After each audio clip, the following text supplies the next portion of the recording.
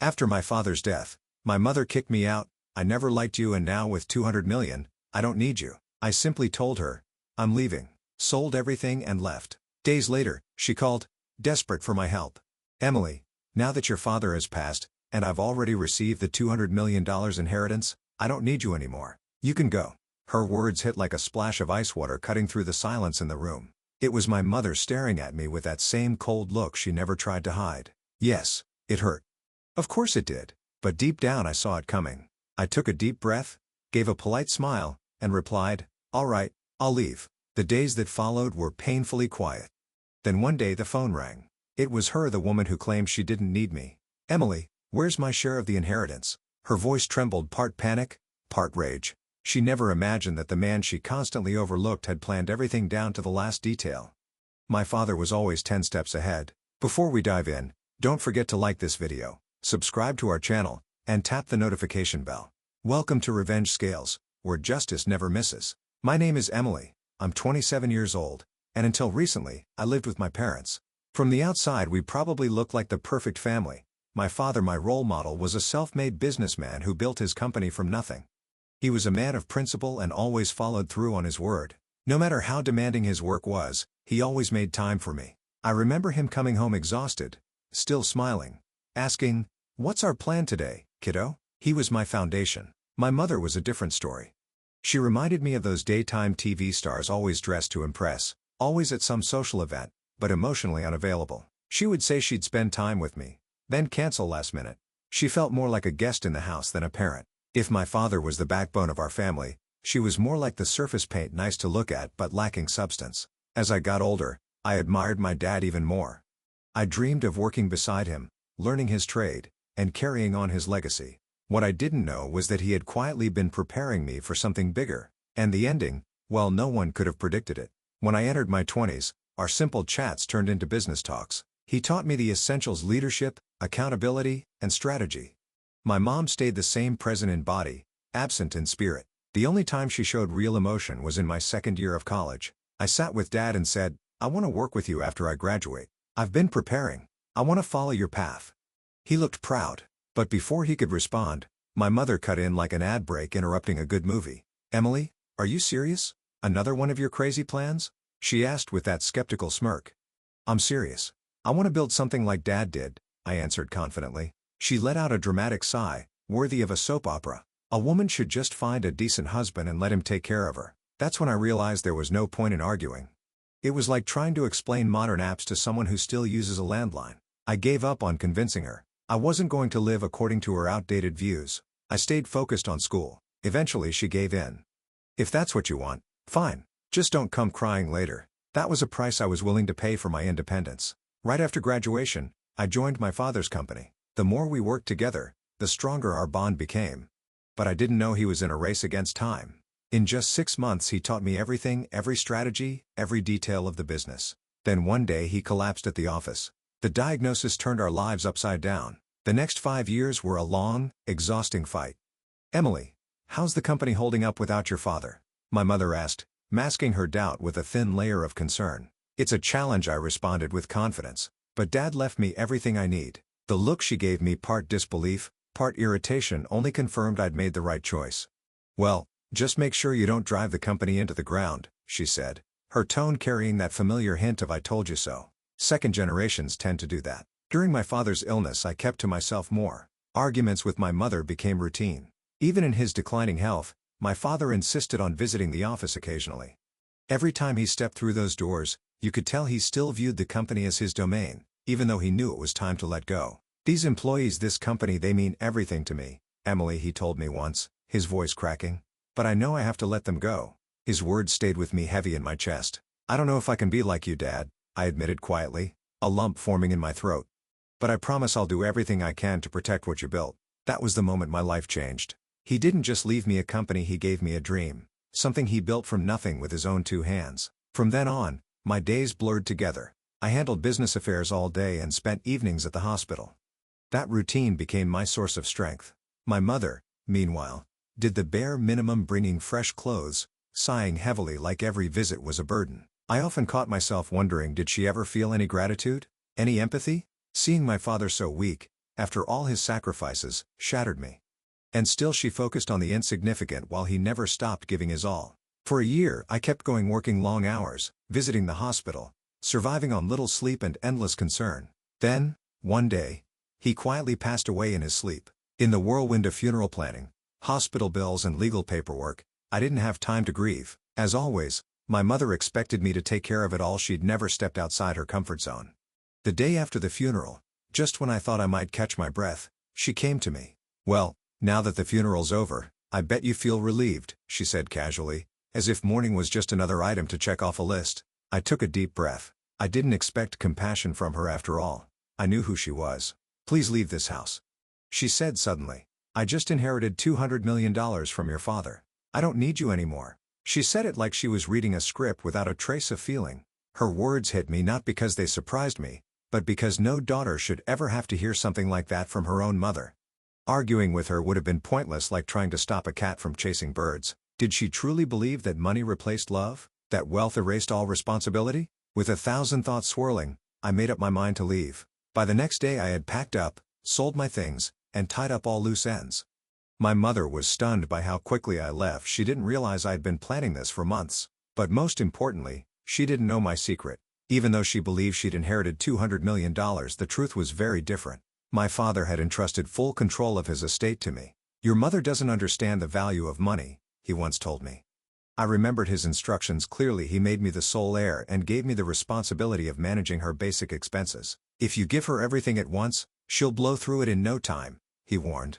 "And if she complains, don't give her another dime." He said it half joking, half serious. What he left me wasn't just an inheritance. He also gave me a small CD chip, with a personal video message direct to my mother. I never imagined I'd need to use it, but recent events changed everything. Not long after my phone rang. "Come back to the house right now," my mother demanded, her voice tight with urgency and frustration. "I'm at work, Mom. What's going on?" I asked, trying to remain composed. "I need to talk to you. It's important. Get here quickly," she insisted. I wasn't sure I'd actually use it, but I had to be prepared. As soon as I stepped inside, the accusations came fast, like machine gun fire. "You took all of your father's inheritance, didn't you? I knew it the moment you left in such a hurry. Hand it over now." Her greed filled the room like a thick fog. I looked at her silently for a few seconds, debating whether to answer or let the video speak for me. "You're unbelievably selfish. You can't even be a proper daughter," she said sharply. I didn't argue. Instead, I simply handed her the SD card. Her face changed from rage to confusion. "What is this?" she asked, turning the card in her hand like it was a foreign object. "You probably don't even know how to play it," I said, my disappointment hidden behind dry sarcasm. I pulled out my laptop, inserted the card and started the video. The screen lit up and there he was. My father. As vibrant as I remembered him. My heart skipped a beat. I set the laptop on the table and stepped out, giving her privacy to watch it alone. As I walked down the hallway, I wondered would his words truly reach her. She had never questioned him in life, but now. When I returned, she sat there, silent, tears running down her face. I couldn't believe it. I didn't even know she could cry like that. Curiosity tugged at me. What had he said to move her so deeply? But I didn't ask. Maybe I was afraid. Maybe it was something only meant for her. "Mom, are you okay?" I asked gently. She wiped her tears with trembling fingers. "Yes, I'll be all right. I understand now. I'll honor what your father said, and from now on, I'll leave everything in your hands. Please, go home for today. Call me when you have a moment." I nodded. She needed time. As I drove home, her words lingered in my mind. How did he still manage to reach her so deeply even after death? Days passed, then weeks. Still no word from her. Her silence started to worry me. One afternoon during lunch, I decided to check on her. I knocked on the door, no answer. The house was empty. That evening I returned. This time the lights were on. I felt relieved. "Sorry for showing up unannounced," I said as she opened the door. "I came by earlier, but no one was home. I got a little worried." "I was at my part-time job," she replied casually, like it was the most normal thing in the world. "A part-time job," I repeated, stunned. I had always seen her as someone completely opposed to working, almost allergic to the idea. Her sudden shift left me speechless. "How did this happen?" I asked. "Did you watch the video? The one meant just for you." She nodded and slid the SD card toward me. "You should watch it too, Emily. Take it with you." "Are you sure?" I asked, feeling a knot form in my stomach as I picked up the tiny chip. "Go ahead," she said quietly. Her expression was unreadable. I returned to my office, feeling an odd weight on my chest. I sat in the chair that used to be my father's, took a deep breath, and inserted the card into the computer. The screen came alive with his image, familiar, comforting. "My dear," he began, his voice steady and thoughtful. "If you're watching this, it means you couldn't reach Emily," he began just as he always had. "First, thank you for helping me raise Emily. Without you, I couldn't have managed the business and cared for her at the same time." His words echoed through the room, but something in his tone made me uneasy.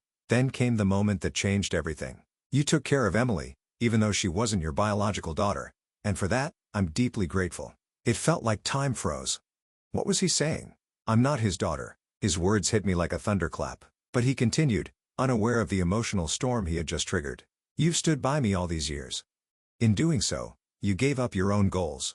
You made it this far without much help or support, and I know I'm partly to blame. I provided a life of comfort, but now that I'm gone, I fear things might get difficult for you."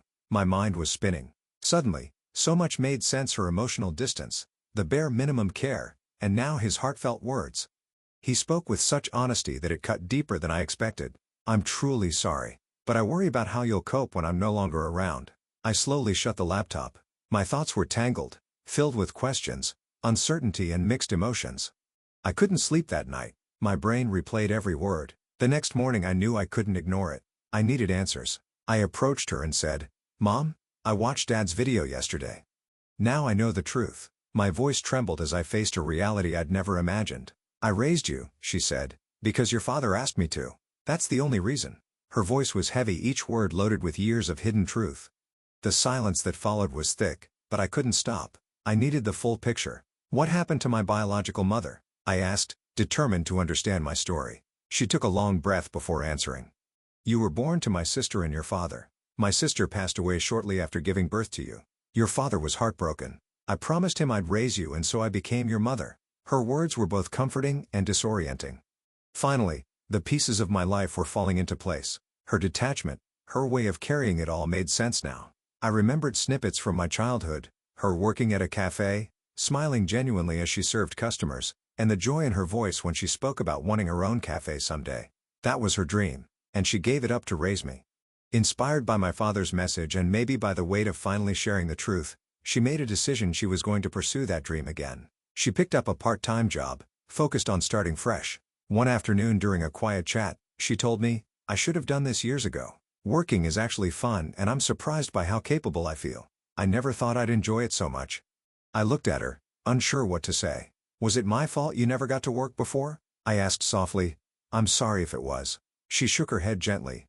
"No, that was my choice. But the truth is, I was never naturally good with kids. I did my best, but I couldn't be the mother you really needed." Her honesty caught me off guard. For the first time we were speaking without filters. No blame, no barriers, just two people opening up after years of distance. Over the following days our conversations continued. Slowly we began to understand each other, not only as mother and daughter but as two women reconnecting after years of silence.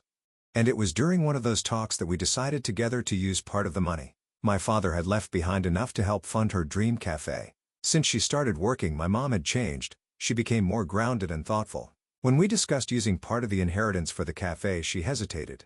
It was a clear shift from the woman who once asked me to leave the house without a second thought. While managing my own job, I supported her throughout the process of opening the cafe. We began spending more time together, sharing responsibilities and small moments. Something unexpected happened. Our relationship slowly began to grow.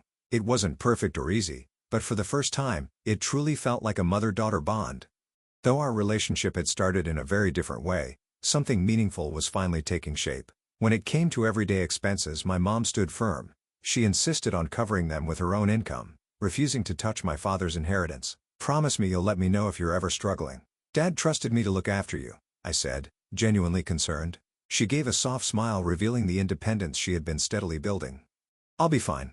Living alone isn't too expensive," she replied. But when the topic returned to cafe costs, her expression shifted again. It was clear she still wanted to maintain her independence, but also recognized she might need support.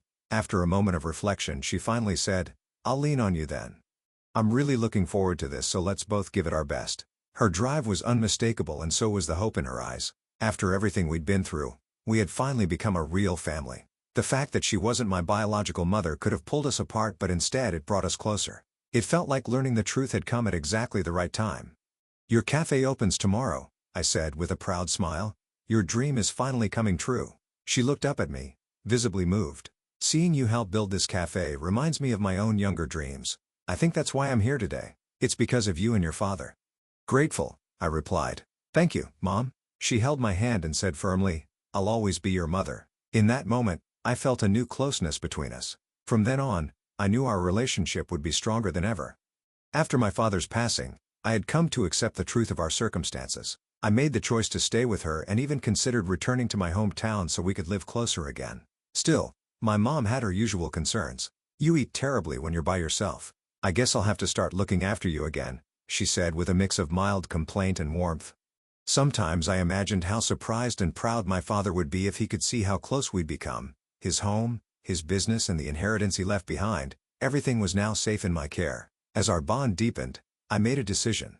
I would honor the legacy he left us every day. Together we began visiting the graves of both my father and my biological mother, my mom's older sister, to share updates about our lives. Those quiet visits brought a sense of peace and connection, as if we were showing them that everything had finally settled into place. After completing the adoption process, I was officially registered as my mother's daughter.